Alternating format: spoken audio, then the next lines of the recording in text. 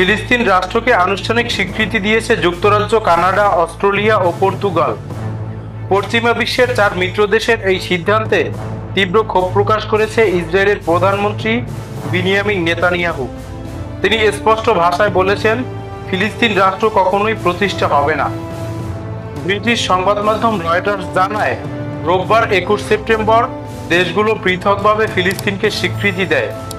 এর ফলে জাতিসংঘে 193টি সদস্য রাষ্ট্রের মধ্যে এখন পর্যন্ত 151টি দেশ ফিলিস্তিনকে স্বাধীন রাষ্ট্র হিসেবে স্বীকৃতি দিয়েছে। গাজায় প্রায় 2 বছর ধরে ইসরায়েলের হামলা ও গণহত্যার প্রেক্ষাপটে পশ্চিমা শক্তিধর দেশগুলোর এই স্বীকৃতি বিশেষ তাৎপর্যপূর্ণ বলে মনে করা হচ্ছে। ধারণা করা হচ্ছে, ফ্রান্স সহ আরও কয়েকটি দেশ খুব শিগগিরই জাতিসংঘ সাধারণ পরিষদে ফিলিস্তিনকে স্বীকৃতি দেওয়ার ঘোষণা দিতে পারে।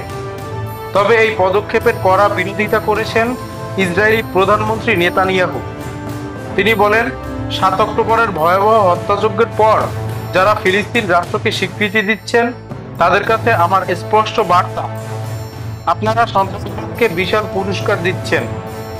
আমার আরেকটি বার্তা আছে, এটি কখনো ঘটবে না। জর্ডান নদীর পশ্চিমে কোনো ফিলিস্তিন রাষ্ট্র প্রতিষ্ঠিত হবে না।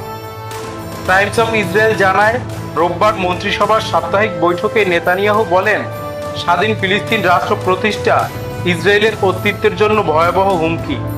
তিনি দাবি করেন, জাতিসংঘে তিনি বিশ্বকে ইসরায়েলের সত্য তুলে ধরবেন। তার ভাষায়, এটি অশুভ শক্তির বিরুদ্ধে আমাদের ন্যায়সঙ্গত সংগ্রামের সত্য। সত্যিকারের শান্তির জন্য আমাদের দৃষ্টিভঙ্গি হলো শক্তির মাধ্যমে শান্তি।